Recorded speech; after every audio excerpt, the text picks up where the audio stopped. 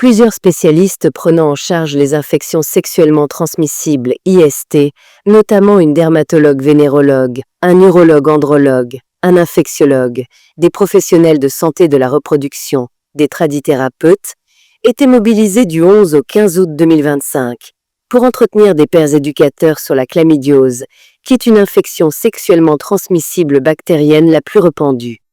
Cet atelier hybride tenu à la faculté de pharmacie de Bamako et ayant enregistré une cinquantaine de participants venus du Niger, du Burkina Faso, du Bénin et du Mali, a permis de scruter la dite infection dans toutes ses dimensions. Définition, diagnostic, rappel anatomique de l'appareil urinaire, classification des infections, causes, complications, prévention, primaire, secondaire, tertiaire, prise en charge. Je dirais que la majeure partie de ces infections sexuellement transmissibles, que ce soit des IST majeurs ou mineurs, nous incombent.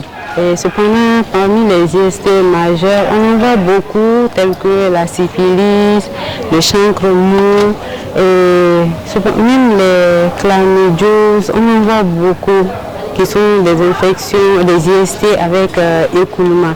Et même les IST mineurs qui sont les condylomes, ça on en voit dans nos pratiques tout le temps, que ce soit chez les femmes, des hommes, on en voit pas mal.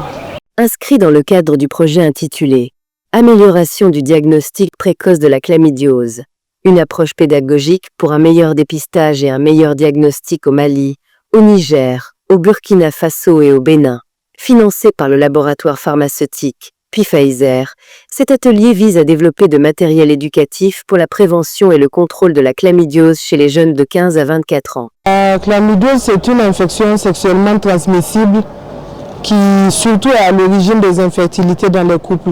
À hauteur de 40%, on peut dire que jusqu'à 40% des infertilités dans les couples sont dues à l'infection à Chlamydia trachomatis.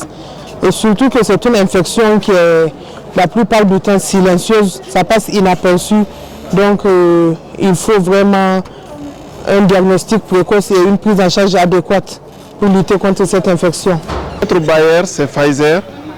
Son produit, c'est l'azithromycine. C'est le médicament de recours quand le malade ne peut pas prendre la doxycycline ou est résistante à la ceftriaxone. Donc l'objet aussi, c'était de sensibiliser les gens que l'utilisation anarchique de la ceftriaxone que nous sommes en train de faire, tout cas de palu, on pense qu'il faut donner ceftriaxone, c'est en train de compromettre le traitement d'une IST très grave, comme la chlamydiose. Donc c'était aussi une sensibilisation et une éducation, parce que cette formation, il faut le rappeler, c'est interprofessionnel.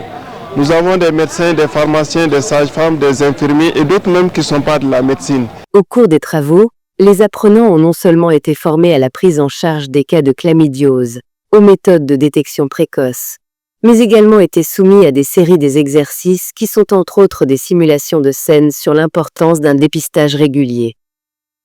Toutes ces activités associées aux travaux de groupe, des exercices de maison individuels et collectifs, ont permis de tirer des leçons sur l'infertilité, la consultation chez les professionnels de santé en cas d'IST, les comportements à adopter en tant que professionnel de santé ou particulier pouvant orienter ou prodiguer des conseils à un proche porteur d'IST afin d'éviter la stigmatisation. Ces manifestations qui caractérisent la chlamydiose, les pruries, la douleur mictionnelle et puis des écoulements au niveau des parties intimes. On a ce devoir de restitution de ce qu'on a appris parce que ça ne nous sert à rien d'apprendre quelque chose sans pour autant la transmettre. Donc, en quelque sorte, on va toucher le maximum de jeunes possible. S'il y a un mot sur lequel les deux, l'idéologie moderne et la religion se rejoignent, c'est que c'est l'abstinence. À défaut, le préservatif pour prévenir ces IST. Qui parle de communauté parle d'abord de famille. Donc de commencer d'abord à parler de ça en famille et briser cette chaîne de tabou qu'il y a autour de la sexualité, qui est une éducation, tout comme les autres éducations que nous apprenons à l'école. Car le sexe fait partie intégrante de la composition de l'homme et ça fait partie de l'évolution humanitaire en un mot. Essayer de les sensibiliser d'abord, en commençant par le dépistage. Parce qu'il faut se dépister le partenaire. Marquant le début d'une série de 3 ateliers de 5 jours chacun, du 11 au 15 août, du 25 au 29 août et du 8 au 12 septembre 2025. Cette première séance de formation constitue un arsenal fondamental pour briser la scène de tabou, particulièrement dans des sociétés où la communication ouverte et l'éducation sexuelle sont limitées. Aux parents, je dirais de ne pas faire du sexe et de la sexualité un sujet tabou. Parce qu'un enfant qui a reçu une éducation sexuelle très tôt saura très bien comment s'y prendre par rapport à quelqu'un qui l'apprend dans la rue ou avec des autres enfants qui peuvent mal le guider. Et si tu ne décides pas d'éduquer ton enfant, toi-même la rue le fera et d'une mauvaise manière.